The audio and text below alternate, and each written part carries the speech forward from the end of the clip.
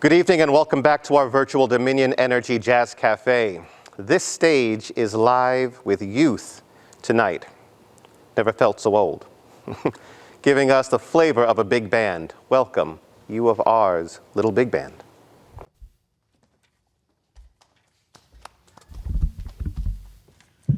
All right, well, good evening, good morning, good afternoon, depending on when you watch this video. We're honored to be here.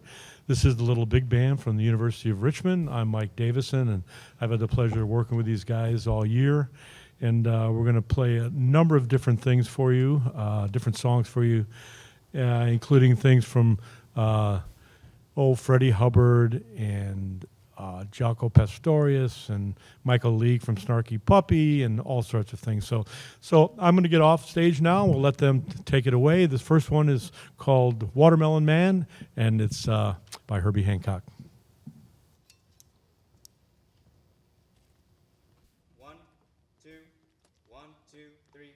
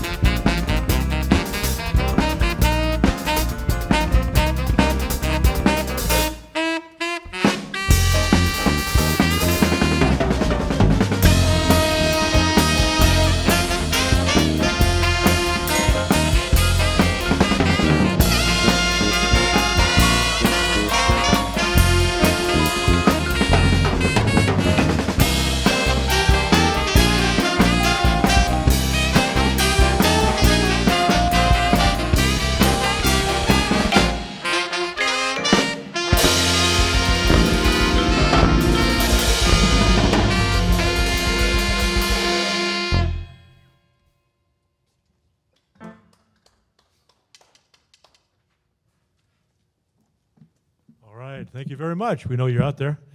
Soloists on that piece.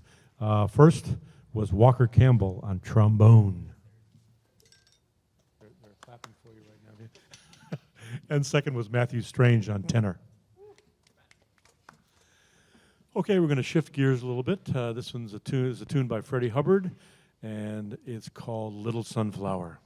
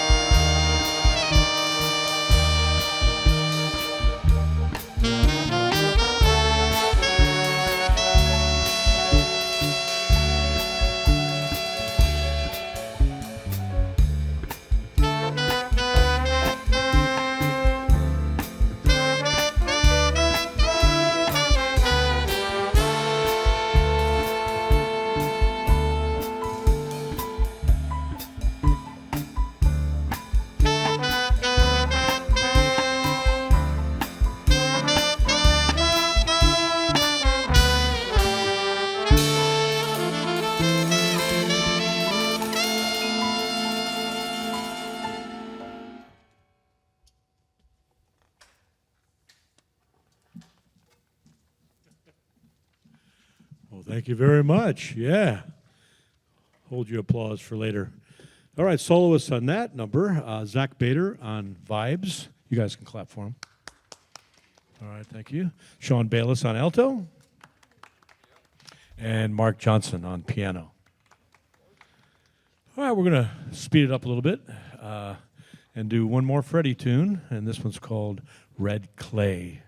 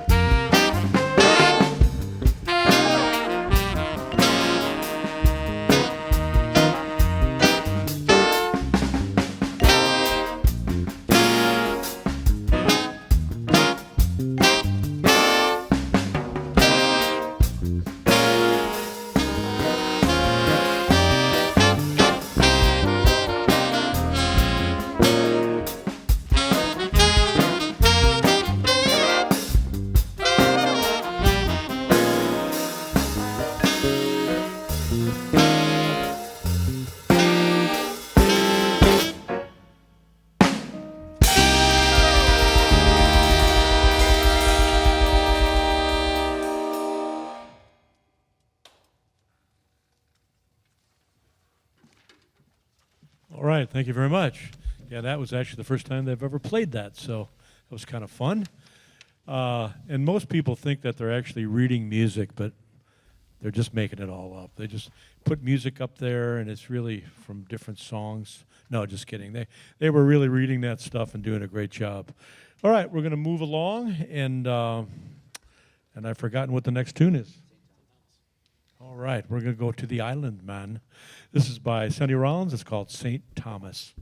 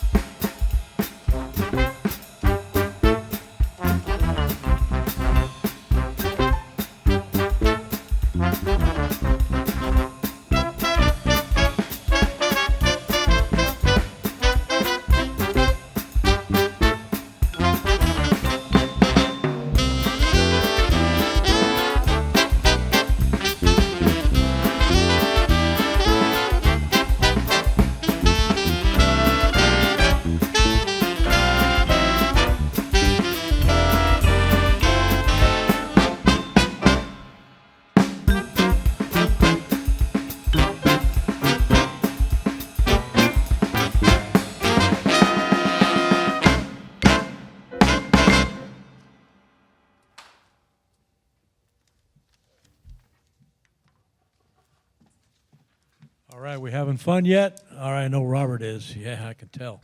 Tapping his foot back there. If I could see him, I'd see that. But all right, well, we just went to the islands. At least I did. I hope you did too. The next tune, we're doing the old standard of Blue Bossa by Kenny Dorham, where we're going to put Cuba in the piano, and we're going to put Brazil in the bass and drums, and the rest of the guys are going to do whatever they want. Here's Blue Bossa.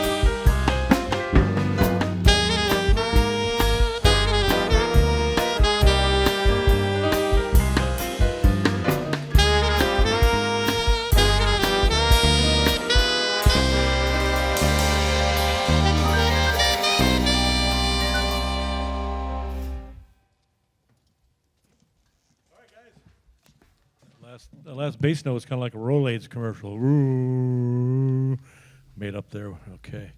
Well, that was fun, wasn't it? We're going to really pick it up now. Do a piece by Michael League and Snarky Puppy. This is called Quartermaster. It's kind of a second line drumming, second line music that came out of New Orleans and the funeral bands. And after that, we're going to take a little short break. So be with us, and we'll be right back.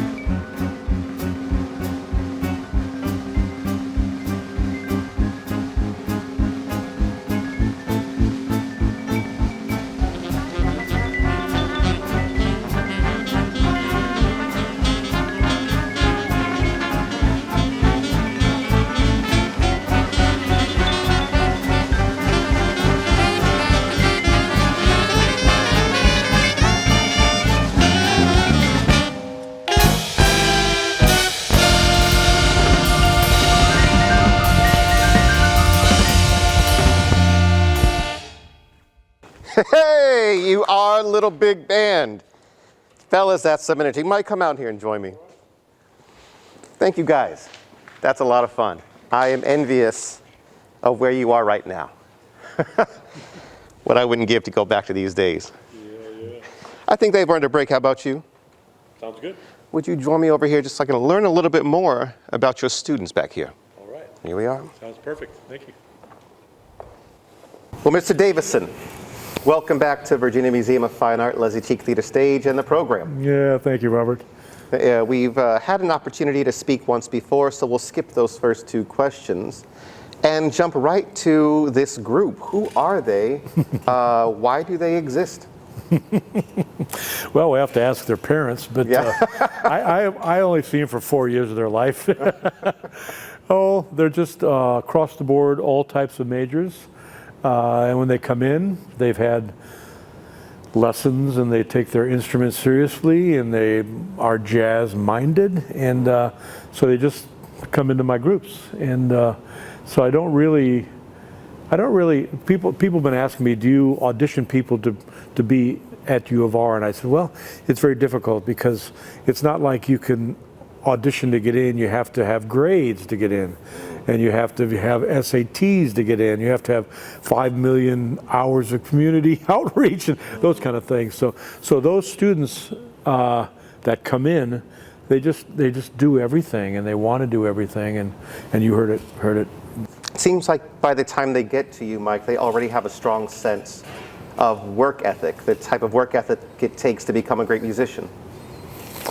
Well, I think they have a great work ethic and what it takes to become a good person. So they really have to manage their time because they're doing a lot. And each year, each class gets more involved. They get more involved and the teachers get more involved. And so they really have to organize their time. Completely different than when I went to undergraduate. It's taken me years to understand it, but I get it. You know, it's a different kind of place. There's a lot of academics and there's a lot of music if they want to participate, you know. So I've never been a doctor, I've never been a lawyer, and I never studied those things, and I don't care to, because my mind is all about art and music, but it must be quite a challenge to balance the schedules of people like that with what it takes to keep up the craft. Right. How do you find that they're most successful doing that? how do I find what? That they're most successful with balancing their time between those studies and learning Right. to play the complex music you're offering them? Well, you know, it's just, I think with every place you have to understand there's the student, right? I was at a conservatory, completely different student. Now I'm at a liberal arts college, so what do I have to do? Every rehearsal, they listen and play along with the music they play, because they do so much that it's hard for them to sit down and actually listen, and that's the bottom line, the most important thing you can do. You know, because you have to really create. In order to create, you have to copy and then assimilate, they call it, put it inside you, shake it around, and then create stuff. And it's a different kind of place, but it's a great place once you understand that. So my students don't come from a background of jazz. Right. I mean, I don't think anybody here, I think maybe the tenor player played some jazz before he got to Richmond. I mean, real jazz.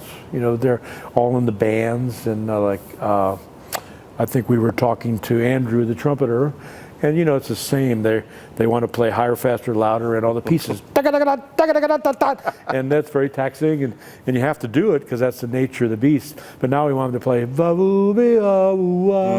and it's just a different kind of technique. But as I tell him, and he's my student, of course, I said, you know, there's great things.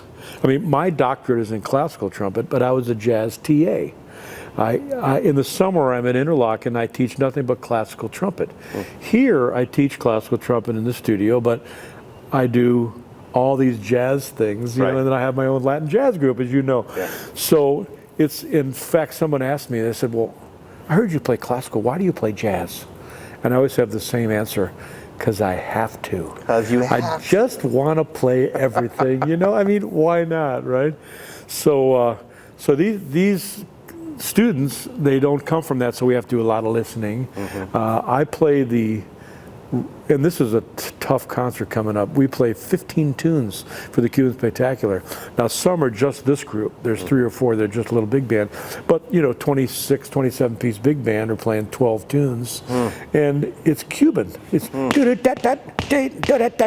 mean, it's hard. And these kids are not dancers, let me tell you, Robert. They are not dancers. In fact, I put my stand in front of the trumpet player's foot because, you know, we always went, you know, put the beat in your feet. Okay, come on now, you got to get that beat. And his foot goes like this. And it's not, sometimes it's a rhythm, sometimes it's not. I said, man, you're so talented because I could never do that. But so we have to get the sense of tempo, sense of rhythm in there. And then when I'm playing sectionals, I play drums. I'm just a walking metronome. And I'm just playing the rhythms because they just don't come from a rhythmic background. Right. They can play their horns great. If they're going ta ta ta ta ta ta ta, you know, we're going dee ta ta ta, you know, all this syncopated stuff, and it's a challenge. But they're really, I mean, the first rehearsal. Well, let me tell you this: first time I took students to Cuba, which was 10, 15 years ago. We had a big band, and half of it was Americans, my students and some other students, and then half of it was Cuban. It was a big band. Everybody wanted to play with everybody, so it was like 10 saxophones and you know, whatever. It was great though, right? Because my goal has always been just to have the students hang out. So their hanging out was, they would rehearse for 4 days, and then they would hang out together, right? So the first rehearsal, rhythm in Cuba is very precise. It's one of the most precise places on the planet. So, and swing is in triplets. Booba do booba do boo do do do do do do do da, right? Well, they have a triplet like this. Oh, I shouldn't do this on my microphone. So they'll play it. Boo bee ba boo ba bee ba boo ba. Exactly right. We play it. Boo bee ba boo ba ba ba. But we play later. We play that note later, and it's just what we do as jazz artists all over the world. They can't do that because it's not exactly a triplet.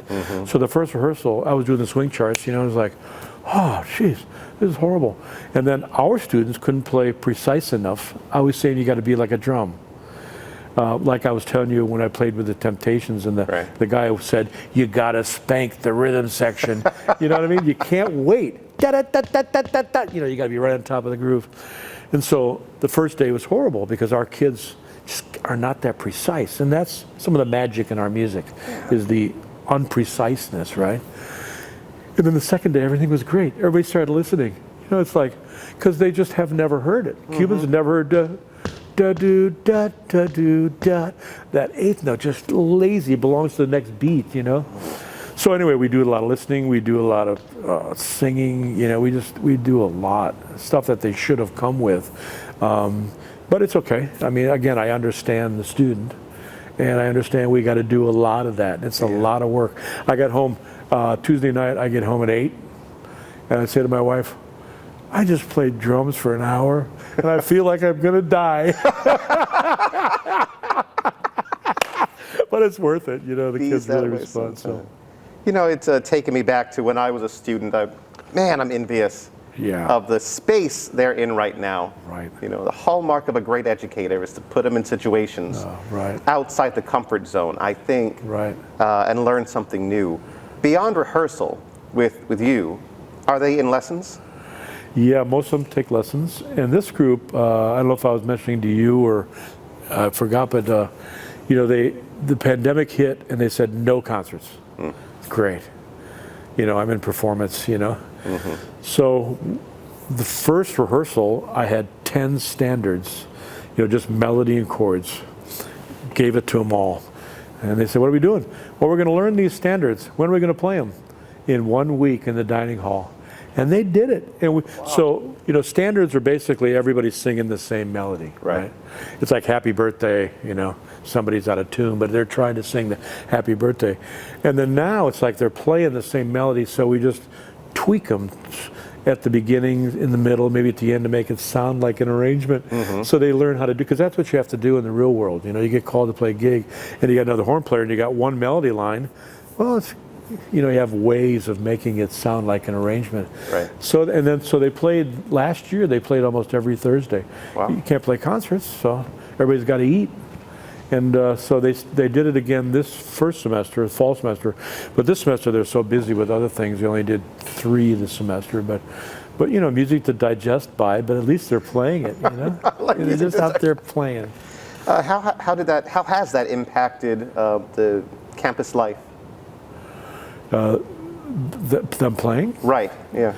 Well, it's funny because, you know, right away the people couldn't sit down. They had to get bag lunches, and there was lines, and you know, because you know, classical music. Let's face it, there's prescribed ways at a classical music concert. You can't clap between movements, even though at Beethoven, I bet they yelled in between movements. But now it's like, you know, the way you look, the way you act, the way, you know, and.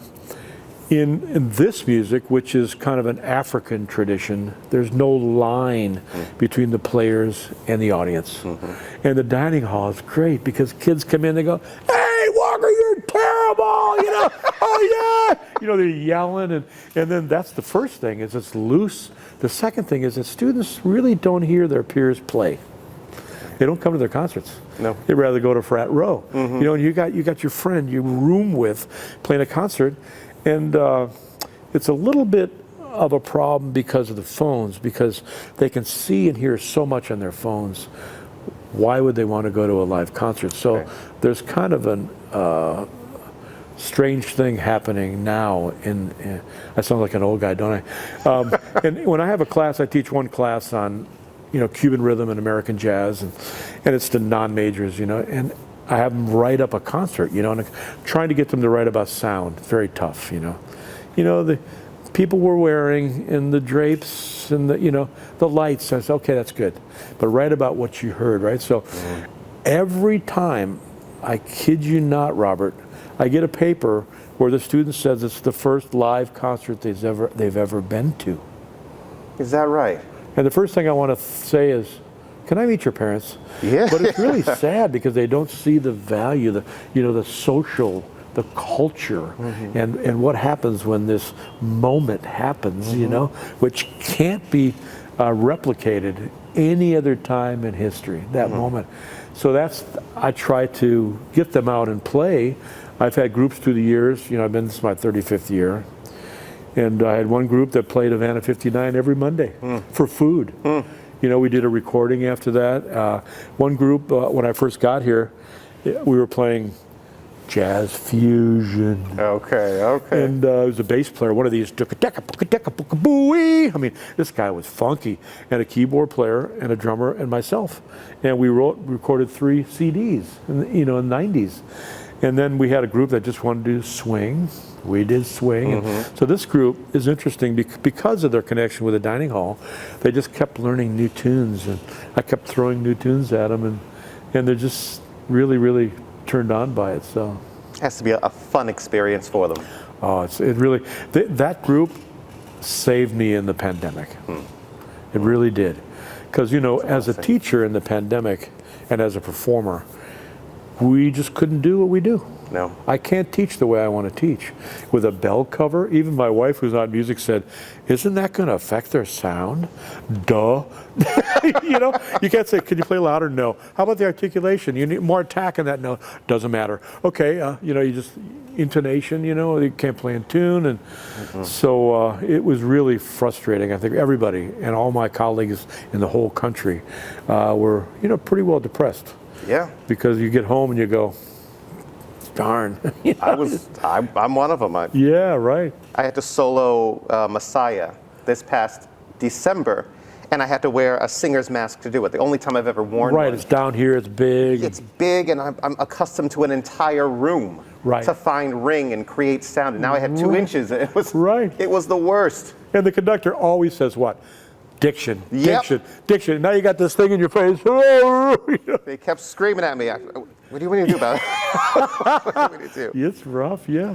But you know, there's one thing I learned, Robert, and I should know this, but being so close to music and what I do, I realized when, you know, when everything was shut down, I realized that what that did to me, you know, especially the people on Broadway and, you know, some of the symphonies, I realized what it did to performers, but what I didn't realize as much, what it did to people who don't do music. They need it even more. You know, and you know, it's a different kind of need. Like you know, they say how much music do you have on your phone? I don't have any. I get Pandora, but I don't have any. I don't have a list of tunes because I do that all day. So people, you know, who just do other things, man. Wonder what that headspace is like. It's never a tune not up here for me. Right. Let's talk about the music. Beyond the size of the group, what is big band? Well, a big band is usually the standard big band, you know, and Bailis set the model, as did some other groups at that time. You know, 4 trumpets, 4 trombones, 5 saxes, piano, bass, drums, guitar, and sometimes vibes. So that's kind of the standard. I've got 6 trumpets in the band now, and 4 trombones, 5 saxes, and you know, piano, bass, drums, guitar, and so it's really the color. To me, the color palette is pretty wide. Then you throw in mutes, and you have all this ways of playing. So the little big band is modeled after that. The true little big band is really trumpet, trombone, tenor sax, alto sax, and bari. And a lot of those have to do with the funk bands like the Tower of Power and the Earth, Wind and Fire, and the, you know, they have those saxophone, trumpet, trombone lines. But I couldn't get a bari player to play in the group this year because, you know, it's tough because they come in, they're all alto players, right? Because they're cheaper, they play higher, maybe they get more dates. I don't know. But then, and like Matt Strange is a real tenor player, has his own horn. And I have one guy, when I was talking about recruiting, this is a kid who has perfect everything. Perfect SATs, he got into every school. And U of R offers him a full ride, all tuition, all books, all room and board, and they give him money and the research. And they still can't get some of these kids because they go to Harvard or Yale. So I've been meeting with this kid. They visited, and he's a guitar player. And so I'm trying to recruit him, but just because he's already gotten in, he's already been accepted. And but sometimes I have bari players, and I had another scholar come in, and I said, "What do you play?" He goes, "Saxophone." So I'm talking about this group, and I showed him the set list and what we do, and he goes, "I'll play bari." I said, "I love you."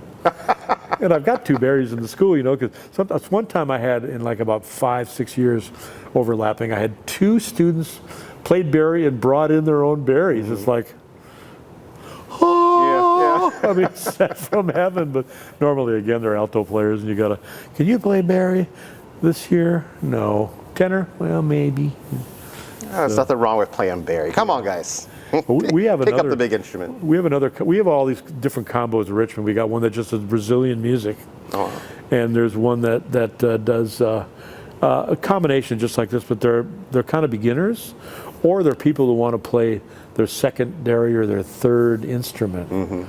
The bass player in the big band plays piano in that group, And then the tenor player plays clarinet in that group. And so it's a great chance for them to, do other things. And then we have a group this year called American Roots. And do that, like a barn dance. It's so cool, And so we do a lot of different things there. But and the students kind of migrate around. I mean, this bass player is the guitar player in the big band. He was telling me. And he sounds amazing. And so I have a Cuban guitar at U of R called a tres, steel, 3 double string guitar. Hard, because it's tuned as a major chord. It's not tuned like a guitar. Right. Guitar, as you know, is tuned, kind of fits your hand a little bit. And so this is like tuned weird. And so he's been practicing it, because I've got a guy coming in from Cuba who did an arrangement of a Cuban tune. So I haven't heard him yet, but I think he can do it, playing that sound, because that's the sound, Yeah. So they're just really something, Do I wish I had grad students? Of course. Right. Do I wish I had people that practice 4 hours a day? Of course. Right. But, in the full scheme of things, I think I was mentioning, I've got about 7 music majors that I know that are now medical doctors. And I call them, hey, Paul, I got this pain off the record. Well, heck with your off the record crap. I want to know about this pain, But he was a music major, and he was in that group. I was telling you about that jazz fusion group. And he's a medical doctor, So these kids are just pretty amazing. And versatility is incredible. Thinking about big band, and we're going to wrap it up soon. We've got another set. I want to hear these guys play. What sorts of benefit is there to a big band group versus another, and what sorts of limitations do you find with the style? You can be in the most famous band of the swing era, the Glenn Miller Orchestra, and never improvise a note in your life. So you can play in a big band and never really improvise solo, which is okay, because not a lot of people can do that. Right. This group, everybody solos. So that's the value, and this is chamber jazz, just like you've probably played in groups without a conductor. Sure. It really makes them listen more, because you engage the eyes, you disengage your ears, and when you have somebody doing this, it's so funny, they're sitting around there, and we're loading up, and they won't load up until I say, okay, time to load. So it takes a while to loosen them up. And the sax player, alto player, he's sort of the leader, but it's like, okay, I'm going to have a set list, and I'm going to write down all the solos when I get there. I said, don't do that, Sean. Just ask them. And then when in fact, the last tune, I always tell them, if you're soloing and you sound good, keep soloing. If you solo and you sound like poop, stop. And so everybody wanted to solo the last tune, but a few of them were too long. And I'm going like, come on, guys, But God love them, That's the only way they're going to learn that language, is to just keep playing. The keyboard player, I taught him his first jazz voicings, and he still has a long way to go. Tonight I went up to him, I said, your left hand's a piano. When you solo, your right hand is a horn, and you gotta dig it out, and you gotta play melodies. And he just he's still kind of doing this, but he's getting it, And he's such a great kid. Every time after rehearsal, he goes, "Man, this has been great," And it's just he's so passionate about it, So I said a similar thing to him. Good. I want to tell you what I'm now noticing. He'll believe me. I call it the 50-mile syndrome. If somebody, you're not 50 miles away, but if someone outside tells my students the same thing, then they believe it. I mean, I was the same way. Yeah, right. What a great experience, and I'm delighted, Mike, I haven't said it to you yet, but I'm delighted that this was a space that they could play outside of their school and outside of their comfort. I'm so happy that we could open our doors to them. Yeah, no one's happier than me. It's like they're. In fact, we got the dining hall. Even though it's music to digest by, it's still closer to the real thing. In the rehearsal hall, it's like, I want to text my girlfriend, and they're not really into it. But then you get to hear, man. And I always tell people they're good test takers. This is sort of a test tonight. You play, and then all of a sudden, and they're really great. They don't freeze. Right. They don't get to a point. I've been to colleges where I've soloed where you can hear people that get a little nervous, and all of a sudden, meow, and then the whole thing, and then it's a virus. I shouldn't say that, but it goes throughout the whole jazz group or something. These kids never do that. They've never, 35 years, because they're taking a test. The reason they get into Richmond, they're great test takers. They can, and they got to do it. I mean, I wasn't a great test taker. No, my voice did it for me. Yeah, it's like, oh my God, I got to get a good grade. There's all that emotion involved. And these guys just step up and do it, And I try not to say anything because, the worst thing to say to anybody is, are you nervous? Right. Then they start thinking, maybe I should be. Yes. It's a negative thing, and it's really a wonderful thing. Your body is just getting you ready. You just need to know how to deal with it, Yeah, we all get those feels. So, but we appreciate the Richmond Jazz Society. Just Robert, BJ. I call BJ all the time. I called her this week, and she's just this breath of fresh air. And what she's done for this city is really remarkable. And thank you for doing this because you're a delight. Well, boy, well, thank you. You're just a great blend of everything, and that's nice. And you've probably been through interviews where the person just doesn't know the subject, and you skate around it, but you know it, you've lived it, and it's so nice because then we can get at the real questions, and I appreciate what you do. Absolutely, thank you, Mike, and bright moments to you, as BJ would say. I've kept you longer than I promised I would. Okay. And these boys have more music to give us. Don't worry, I've already called my wife. No, she's glad I'm gone. She'll be delighted to hear how you did tonight. Well, are you ready to sort of guide them through the tail end? I'm ready to introduce more. There you go. Well, we're ready to hear it. Thank you again, take care. Mike. Okay, we're back. Did you miss us? We're going to start off with a really, really great tune. And what is it? Oh, yeah. It's called St. James Infirmary, and it's a very old New Orleans traditional piece. And it was, I kind of arranged the trombone shorty version that he wrote and he performed, that he arranged for the Obama inauguration. Yeah, I saw it and I went, wow, this is great. So we have our own trombone shorty, except this is Trombone Walker. He's going to play the trombone solo. So hope you enjoy this. It's St. James Infirmary.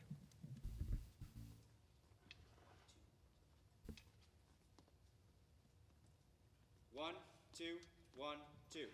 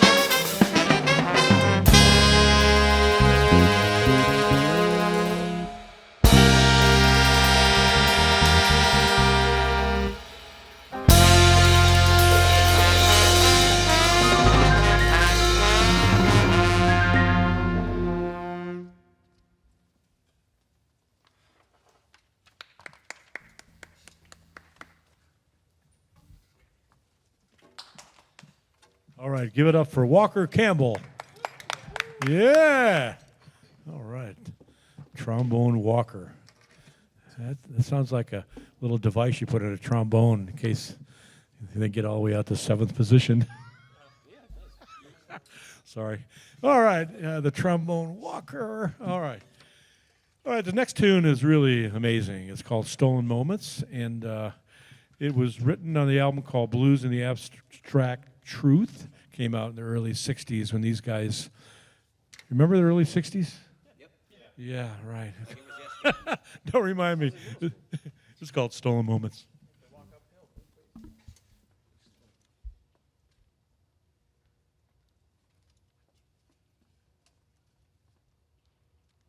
One, two, three, four.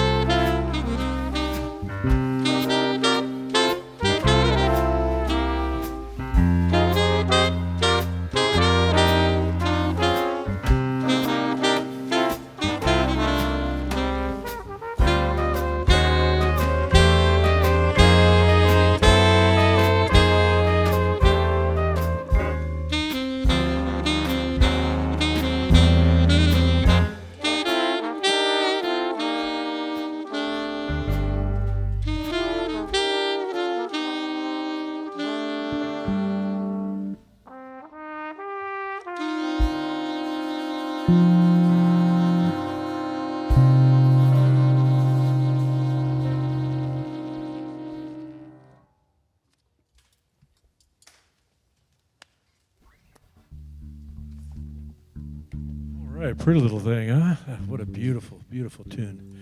All right, I remember waking up one day and I was kind of their age, it was a while ago.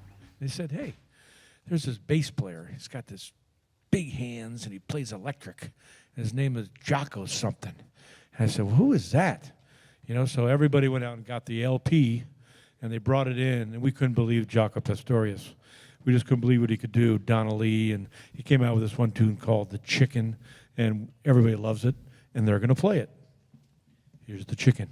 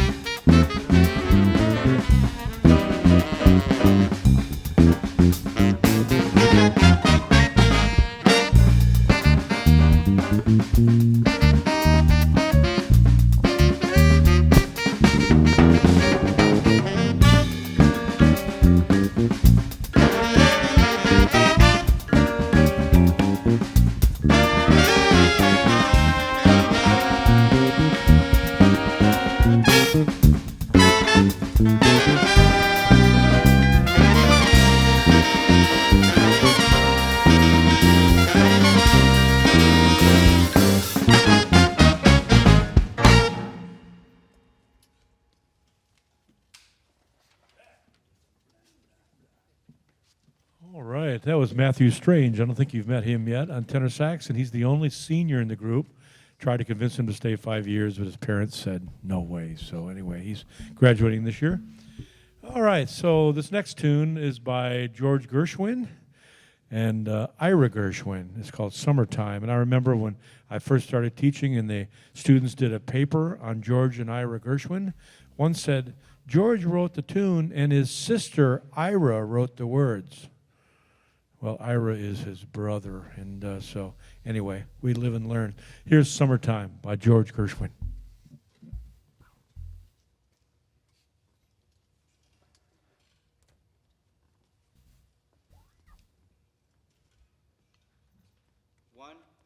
2, 1, 2, 3.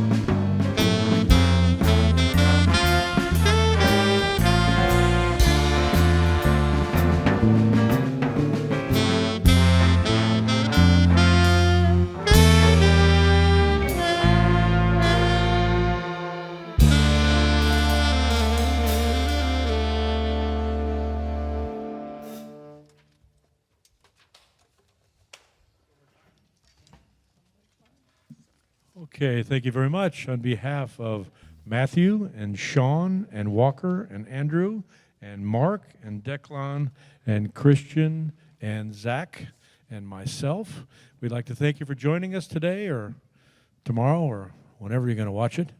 Thank you to the crew here. Thank you to Robert Fernard. Thank you for being such a gracious host. So if you want to come and hear them, they're the nucleus of the big band, and they're going to play in a show on the 20th of April called the Cuban Spectacular. You're all invited. All right, we're going to end with a tune written by Roy Hargrove, the great trumpeter, flugelhorn player who passed away this year. And it's a great tune. It's called Strasbourg St. Denis, and it's named after the metro stop in Paris. Again, Mike Davison, University of Richmond, Little Big Band. Thank you for joining us.